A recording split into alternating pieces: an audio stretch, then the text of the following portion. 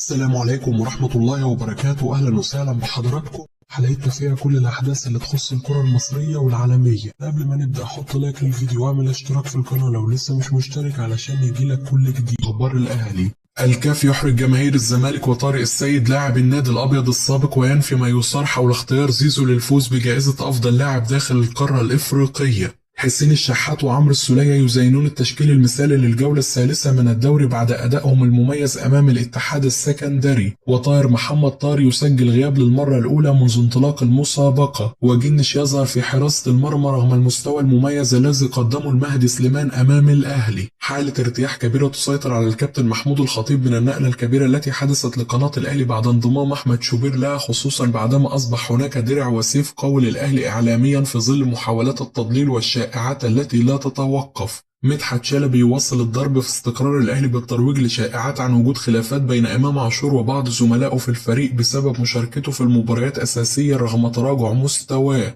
وجماهير الأهلي تتعجب من صمت إدارة النادي وعدم اتخاذ أي موقف تجاه هذا الشخص الذي يسخر برنامجه للضرب في الأهلي فقط ولا يتوقف عن نشر الشائعات. حمدي فتحي ينضم لمحمد شريف ويرفض فكرة اللعب لنادي الزمالك رغم الإغراءات المالية الضخمة المعروضة عليه من الإدارة البيضاء، ويؤكد للوسيط أنه مستقر في قطر ولا يفكر مطلقا في العودة للدوري المصري. محمد رمضان يقترب للغاية من حسم ملف مدير التعاقدات الجديد بعد الاستقرار على اسم معين في الأيام الأخيرة. تمسك كولر الشديد بضم ثنائي أجنبي في يناير، أحدهم جناح وآخر مهاجم، بالإضافة إلى تفعيل بند الشراء في عقد يحيى عطية الله يضع الأهلي ومسؤوليه في موقف صعب في ظل رغبة الكابتن محمود الخطيب في استمرار علي معلول مع الفريق الفترة القادمة. نادي زد يؤكد أنه لا يمانع بيع مصطفى العش أو محمد إسماعيل للأهلي في يناير، لكنه لم يتلقى أي عروض للثنائي من الأهلي حتى الآن، وأنه لا صحة لأنباء توقيع العش للأهلي. مروان عطية يخضع لاختبار طب جديد اليوم لمعرفة إمكانية تواجده في مباراة استاد أبيجان من عدمه بعد شعوره بإرهاق شديد بالأمس بعد حقن الركبة من طبيب الفريق. حالة ارتياح في الأهلي بعد مشاركة أشرف داري في بعض تدريبات الكرة أمس دون الشعور بأي ألم من الذي كان يشعر بها سابقا. سامي قمصان يستغل ظهور التلفزيون الأخير ويطمئن جماهير الأهلي ويؤكد لهم بأن إصابة وسام أبو علي غير مقلقة ولم تصل لمرحلة الشرخ، وأنه لا يحتاج سوى أسبوع أو 10 أيام فقط للانتظام في تدريبات الفريق. رابطة الأندية تنفي كل ما أثير عن إيقاف مارسيل كولر في المباراة المحلية المقبلة للأهلي بسبب اعتراضه على محمد معروف حكم مباراة الفريق الأخيرة أمام الاتحاد السكندري، وتؤكد بأن حكم المباراة لم يكتب في تقريره أي شيء يدين المدرب السويسري. مارسيل كولر يؤكد للاعبي الأهلي على ضرورة تجنب الإنذارات الملونة الكثيرة التي يحصلون عليها في المباريات الأخيرة، خصوصا أن الفترة الحالية لا تتحمل غياب أي عنصر من عناصر الفريق. نادي نيس الفرنسي يؤكد جاهزية محمد عبد المنعم لمباراة الفريق المقبلة أمام رينجرز بالدوري الأوروبي بعد تعافيه من الإصابة. محمد صلاح يتصدر كل أغلفة الصحف الإنجليزية بعد الثنائية الرائعة التي سجلها بالأمس ومواصلة كتابة التاريخ. محمد صلاح يثير الجدل في الصحافة الإنجليزية ويؤكد أن رحيله عن ليفربول أقرب من بقائه بسبب عدم تقديم النادي أي عروض لتجديد عقده حتى الآن، وأنه يثق جدا في قدرته على الاستمرار في اللعب في أعلى المستويات كونه محترف جدا ويلتزم بتدريباته ويبذل أقصى جهد لديه لتطوير ذاته. رئيس نادي أحد السعودي يؤكد أن ما أشيع في الإعلام بمصر عن رفض ميشيلك تسديد ركلة الجزاء التي أضاعها شيكابالا في السوبر المصري أمام الأهلي كلام لا أساس له من الصحة، ويؤكد بأنه لا يصح ما يحدث للاعب البولندي في نادي الزمالك ومحاولة تشويه اللاعب من أجل لاعب آخر، ويؤكد أنه لا يمكن أن يقدم اللاعب أي شيء في ظل عدم الثقة التي يشعر بها والانتقادات المبالغ فيها، وكذلك مشاركة لاعبين أكبر سنا منه على حسابه. غضب عارم يسيطر على أعضاء الجمعية العمومية لنادي الزمالك بسبب ما يحدث في مقر النادي والذي لا يليق أن يحدث في مركز شباب. محمود جهاد لاعب فاركو يوافق على اللعب لنادي الزمالك وينتظر تحركات مسؤول الأبيض مع ناديه لحسم الصفقة في يناير. المصري البورسعيدي يفاوض عبد الرحيم دغموم لتمديد عقده في ظل اهتمام الزمالك وأندية كبيرة بالدوري بالحصول على خدماته. سيف الجزيري يتلقى عرض من بيراميدز ويخطط مع محامي تونسي لمطالبة نادي الزمالك بمستحقاته المالية بالكامل في العقد الجديد الذي يرفض النادي توثيقه حتى الآن. الزمالك يدرس استقرار ما فعله الأهلي وتعيين مدير رياضي للنادي بصلاحيات كبيرة لتخفيف الضغوط على حسين لبيب ومسؤولي النادي. نظرا لعدم الثقة في تقديم اللاعب أي إضافة للفريق. الزمالك يرفض توقيع عقد طويل مع أوفي إيجار اللاعب الإنجليزي الذي يصر جوميز على التعاقد معه، ويعرض على اللاعب التوقيع العقد لمدة 6 أشهر قابل للتمديد في حال تسجيله عدد معين من الأهداف وتقديمه أداء مميز. محمود أشرف الشناوي حارس الزمالك الشاب يدرس الخروج معارا في يناير بسبب صعوبة حصوله على فرصة مع الفريق الأول. الإعلام ووزير الشباب والرياضة ينقلبون على محمد زيدان، والجميع يفتح النار على لاعب المنتخب السابق بسبب الترويج لشركات مراهنات، وأشرف صبحي يتوعد بملاحقته قانونيا رغم قيام الوزارة نفسها بمنح شركات المراهنات كل التراخيص اللازمة للعمل في مصر.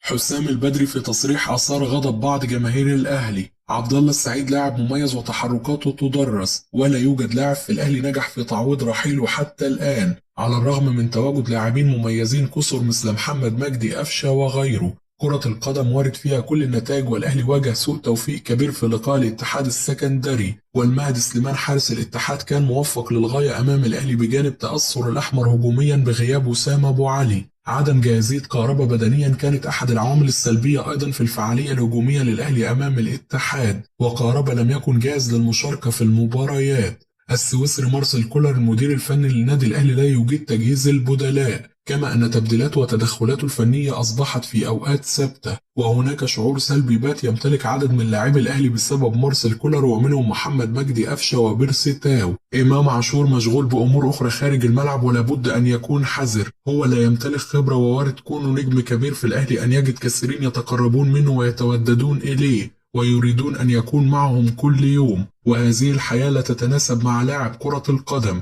أعتقد أن هذا هو سبب انشغاله، وأنصحه بأن يركز مع الأهلي وأن يبذل كل مجهود لديه لاستعادة مستواه. عليك مسؤولية كبيرة طالما أنت لاعب في النادي الأهلي. ابتعادك عن منتخب مصر في آخر معسكرين لابد أن يكون دافع ليك داخل وخارج الملعب، ولو ركز بشكل جيد أعتقد حسام حسن سيضمه من جديد.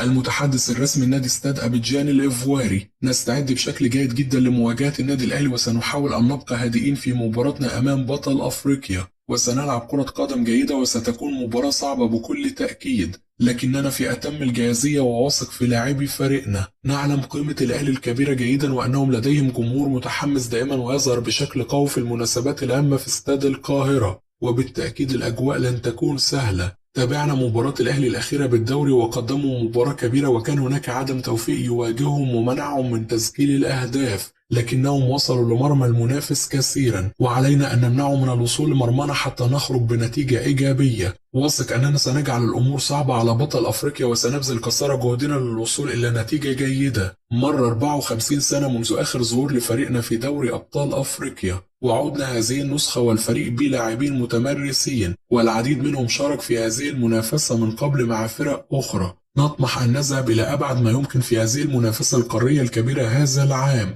ونثق في قدرتنا على فعل ذلك، ولكن هدفنا التأهل للدور المقبل أولا، وبعدها سننتظر إلى أي مدى نستطيع الوصول في البطولة. حامد إبراهيم مدرب الإسماعيلي: من العيب أن يقال أن الأهلي تعاقد مع عمر الساعي من أجل مساعدة الإسماعيلي ماليا. عقلية النادي الأهلي تؤكد أنه من المستحيل أن يضم لاعب لا يحتاجه، والإسماعيلي بتاريخه وكيانه لا يحتاج مساعدة بهذا الشكل. هناك لاعبين كثر انضموا للأهلي ولم يلعبوا سريعا وجلسوا على دكة البدلاء لفترة، وعمر الساعي لاعب جيد جدا، ولا نريد أن نخوض في هذا الأمر حتى لا نتعبه نفسيا. عمر الساعي كان متألق مع الإسماعيلي وكان قريب جدا من الانضمام للمنتخب الوطني وهو ضمن صفوف الدراويش، وعيب في حقه أن يقال هذا الكلام. محمد بركات: إمام عاشور لاعب النادي الأهلي أحد أفضل لاعبي الكرة المصرية في الفترة الأخيرة، وأعتقد أن إمام يتدرب بكل جدية ولا أتوقع أنه يتكاسل في التدريبات، لكن إمام بات يركز في أشياء خارج الملعب وهي ما تؤثر سلبا على مستواه داخل الملعب. الجميع يتطلع أن يشاهد إمام عاشور بالمستوى الذي ظهر به في الشوط الثاني أمام العين الإماراتي، واللاعب لابد أن يراجع نفسه. المصري قدم مباراة كبيرة جدا دفاعيا وهجوميا أمام نادي الزمالك، والفريق استحق الانتصار وحصد النقاط الثلاثة. محمد مخلوف لاعب وسط المصري كان له دور بارز في وسط ملعب الفريق البورسعيدي، كما أن محمد هاشم مدافع صلب ومكسب كبير للفريق. كنت أفضل اعتماد الزمالك على سيف الدين الجزيري مع الاحتفاظ بناصر منسي على مقاعد البدلاء، خاصة وأن الأخير يسجل دائما عندما يشارك بديلا. شيكابالا لاعب مؤثر في الزمالك ويجب أن يستمر في الملاعب، خاصة وأن دوره كبير جدا في غرف خلع الملابس. تعثر الأهلي والزمالك في المباراة الأخيرة بالدوري لن يكون مؤثر على أدائهم في دوري الأبطال والكونفدرالية. كثيرون يعتقدون أن تعادل المارد الأحمر مع الاتحاد السكندري مفاجأة، لكن أنا لا أراها كذلك. وأيضا خسارة الزمالك أمام المصري ليست مفاجأة، لأن الفريق البورسعيدي يسير بشكل جيد جدا تحت قيادة علي ماهر. دائما في مصر نقول أن الفريق الكبير لا يتأثر بغياب لاعب، ولكن أنا أرفض هذا الكلام، وسأضرب مثال بأعظم فريق في العالم يلعب كرة قدم وهو مانشستر سيتي. السيتي دخل مرحلة انهيار في الفترة الأخيرة بسبب رودري الذي تعرض لإصابة بقطع في الرباط الصليبي. لاعب واحد رغم الكتيبة التي يمتلكها الفريق أثر عليهم، وهناك انهيار أوروبي وفي الدوري الإنجليزي أيضا، وليفربول فارق عنهم ب8 نقاط حاليا. بالتأكيد غياب لاعب واحد مهم بمثابة وسام أبو علي يؤثر، لكن أنا أقلق على النادي الأهلي في حالة واحدة فقط، لو هناك مرحلة شك وعدم خلق فرص، لكن الأهلي يصل للمرمى ويخلق فرص عديدة، وغياب وسام أبو علي يؤثر فقط على استغلال تلك الفرص، لأنه لاعب يجيد التسجيل من نصف فرصة وتحركاته في منتهى الخطورة، وعنده ثقة بنفسه غريبة، وزادت هذه الثقة بعد أن لعب وحصل على لقب هداف الدوري من نصف موسم. وبالتأكيد الأهلي متأثر بغيابه في إنهاء الهجمات.